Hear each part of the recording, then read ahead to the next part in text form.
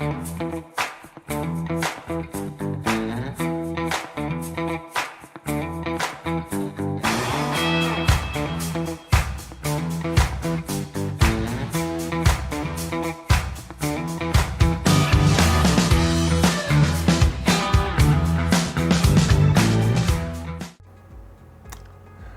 pasado las elecciones 2026 en Bolivia y aunque el gobierno se ha esforzado en decir que la democracia está plasmada en la infinidad de siglas que se han presentado, una cantidad enorme de partidos, agrupaciones políticas que se han puesto como alternativa y, ni qué decir, un sinfín de candidatos de toda índole que se han presentado para lidiar en estas elecciones 2026, la democracia está mermada, porque de una u otra manera han tratado de acabar con el levismo, con el masismo y con todo el sector popular en estas elecciones, porque no han podido expresarse de la forma natural que ellos hubiesen querido. Se han elegido en estas elecciones 9 gobernadores, más de 300 alcaldes y una infinidad tanto de asambleístas departamentales como concejales. Pero el resultado no es el que esperaba el gobierno. Es más, el gobierno pensaba que iba a salir fortalecido de este ejercicio democrático.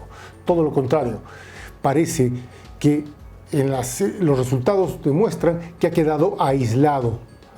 Y más bien el levismo resurge de sus cenizas y asoma nuevamente la cabeza. De 6 gobernaciones en 2010 y 2015, el MAS pasó a 3 en 2021 y en 2026 a solamente 1. Pero eso lo vamos a ver un poco más adelante.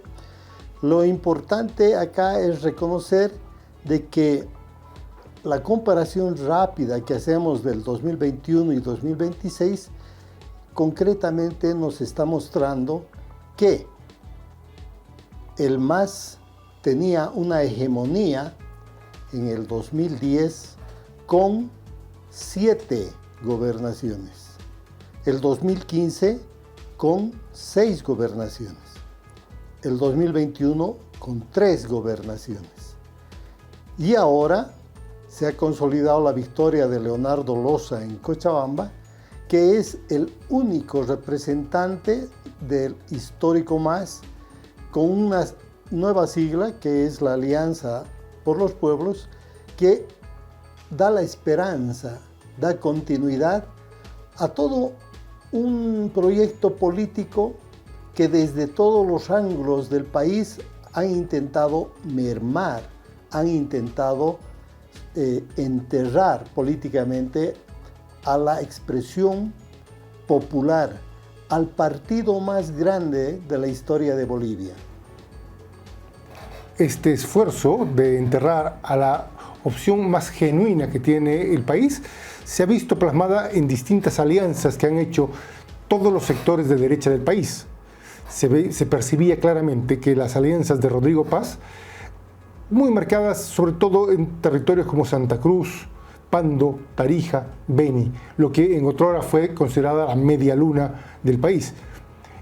Las fuerzas cevistas, ya lo decía Jonás, a través de AUPP, que es la Alianza por la Unidad de los Pueblos, ha mantenido una hegemonía, sí en Cochabamba, su gen natural, que es el trópico de Cochabamba, pero con fuerte presencia también en Oruro, en Potosí y, por qué no, en algunas provincias de Chuquisaca. En realidad, en Pando, en Tarija y Beni, después de una posible segunda vuelta para la gobernación. De hecho, una segunda vuelta. De hecho, una segunda vuelta, pero permitiría que la alianza de Rodrigo Paz pueda tener participación, pueda tener gobernabilidad en esas 3 ciudades. Por otro lado, en Cochabamba solamente está Leonardo Loza, ya lo decíamos, y en Potosí, con Joaquino, que en algún momento tuvo una cercanía muy próxima, una cercanía política con el MAS en Potosí.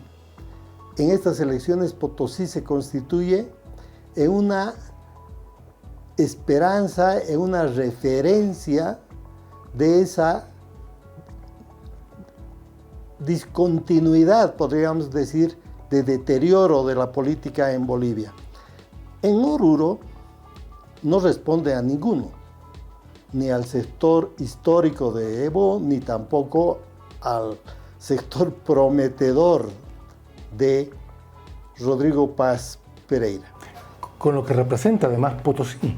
Potosí es el lugar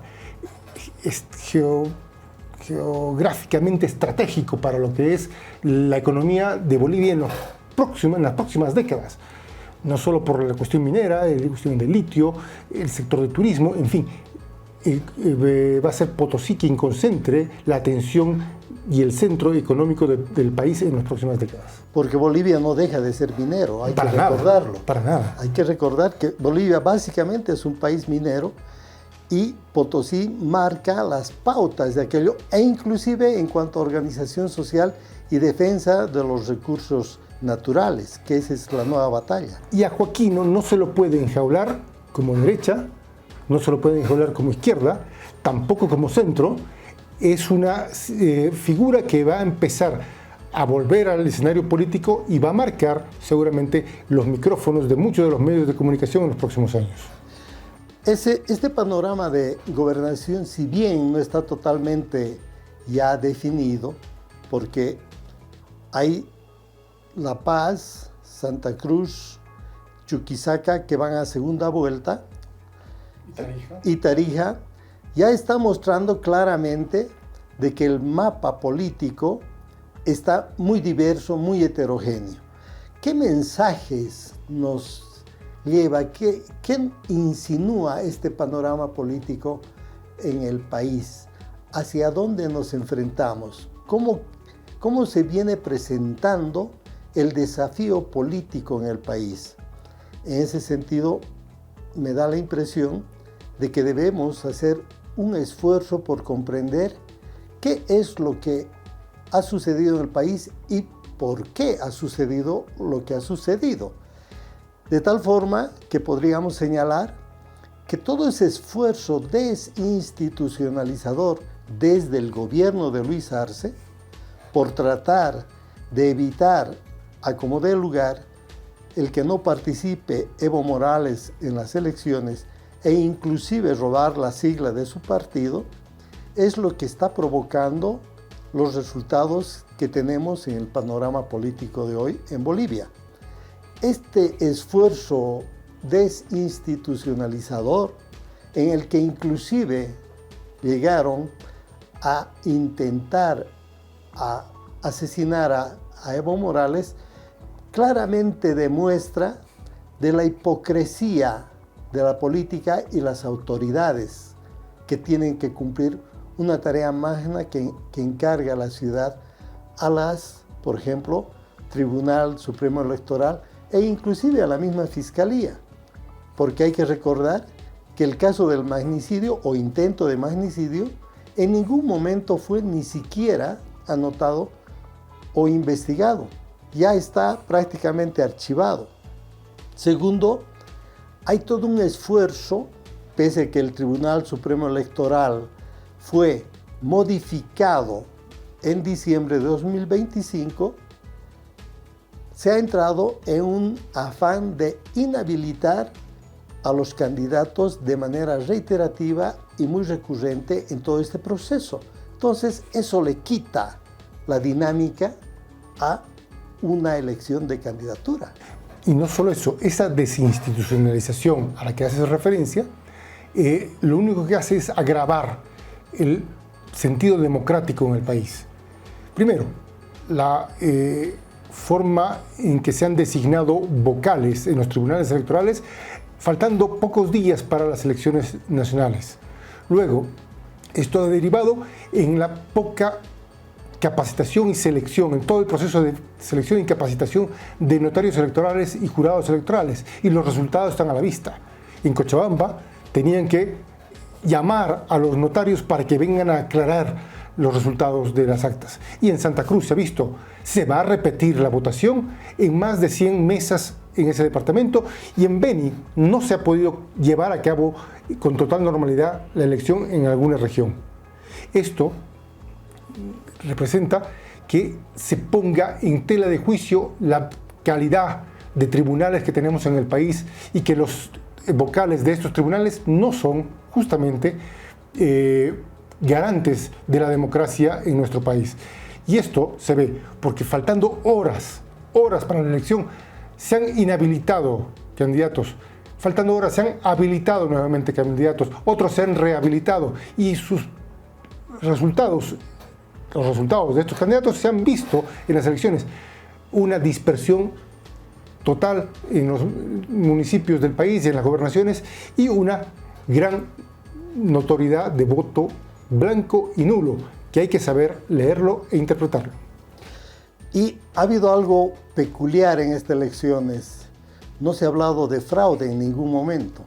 Y es que la derecha tenía la certeza de que iba a ganar absolutamente en todos los niveles e instancias. Por eso es que no se habló de fraude. Porque cuando el sector popular, los movimientos populares se organizan, participan y ganan, entonces se los acusa de fraude. Porque es ahí cuando las reglas democráticas no sirven. En ese sentido, podríamos decir que en estas elecciones subnacionales, irónicamente, no ha habido nada de fraude, pero ha habido un conjunto bastante grande de incoherencias y disfuncionalidades del Tribunal Supremo Electoral, como el nacional y los departamentales. Pero hay que mencionarlas. Habilitación de candidatos que no han estado en el país conforme lo dice la ley, por lo menos 2 años en el lugar de residencia. Hay candidatos que han ejercido por más de 5 periodos y están habilitados contra lo mismo que estipula la ley electoral y las leyes del Estado plurinacional.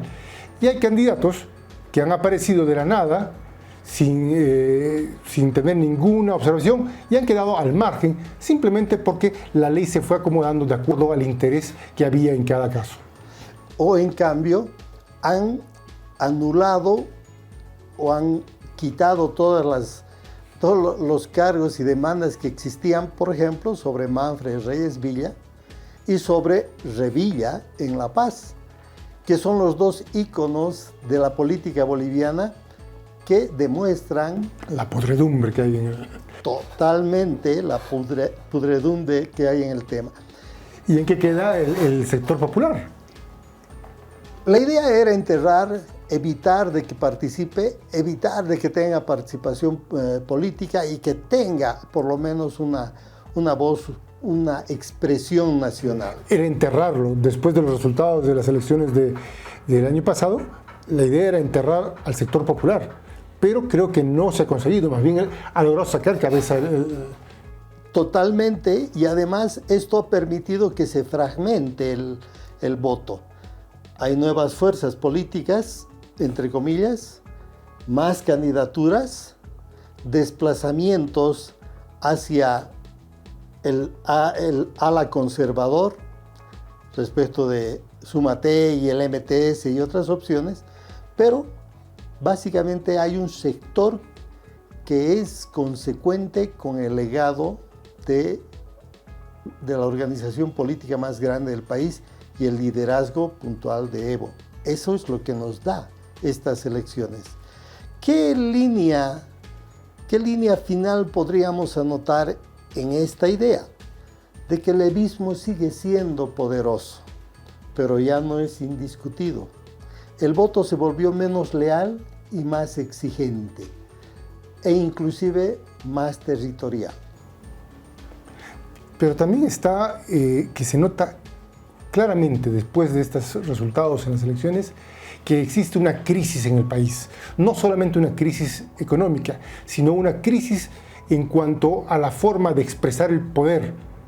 La gente ha manifestado con estos resultados que no tiene clara cuál es el liderazgo político, cuáles son las ideas políticas que rigen en este momento el país o que predominan en el país. Hay una atomización total del voto y sobre todo, una gran desconfianza en el sistema electoral. Por eso, los votos nulos, los votos blancos y también la abstención al momento de votar. Consecuencias de un gobierno que se esmera por contradecir sus propuestas de candidato, por mentir al electorado, por hacer lo que no tenía que hacer y por gobernar con una propuesta que no tenía que utilizarla y que nos conduce hacia un país más sometido, más dependiente y más desorientado. Ahí se expresa muy bien esa falta de política que tiene el gobierno, la improvisación constante, el alquilarse a funcionarios de otras tiendas políticas para poder armar un gobierno y sobre todo el mentir, mentir, mentir. Así como decían Bolivia, Bolivia, Bolivia, es mentir, mentir, mentir, porque no tienen nada claro. Y ahora apuestan simplemente a distraer la perdiz con excusas como por ejemplo la clasificación de Bolivia mundial, que es simplemente para distraer y tapar los problemas que actualmente tiene el gobierno. La fragmentación del voto opositor y la debilidad del sector más conservador nos da las pautas de lo que vienen a marcar el futuro inmediato del país. Es importante reconocer de que esta situación de ambigüedad política, de heterogeneidad de representación y de falta de una claridad en los liderazgos y en las propuestas de los candidatos y a la vez de los partidos, nos están señalando que Bolivia se está encaminando a una situación más desoladora y vale la pena que vayamos asimilando esta experiencia para que reconstruyamos el poder popular. El sector popular tiene fuerza, de hecho lo ha demostrado, no solamente por los resultados de este proceso electoral en el cual están dispersos, pero tiene poder, lo manifiesta en las calles, lo manifiesta en la economía y lo manifiesta en el descontento social que cada vez se pone en énfasis en cada uno de los departamentos del país. Por eso el gobierno tiene la necesidad ahora de empezar a ajustar las tuercas y definirse políticamente, ideológicamente, para saber cómo va a llevar y cómo va a manejar este país. Y que responda al compromiso con el pueblo, porque el pueblo le dio su voto. Muy bien, con esto aportamos a la discusión y esperamos sus opiniones, sus observaciones, porque leeremos sus comentarios. Déjenos un like y síganos en este canal de YouTube para que podamos conversar con usted y saber qué es lo que quiere que difundamos en este medio. Nuestra despedida, ratificando nuestra solidaridad con el pueblo agredido de Irán, Palestina y Líbano y Cuba y Venezuela. Cuba y Venezuela. Claro que sí.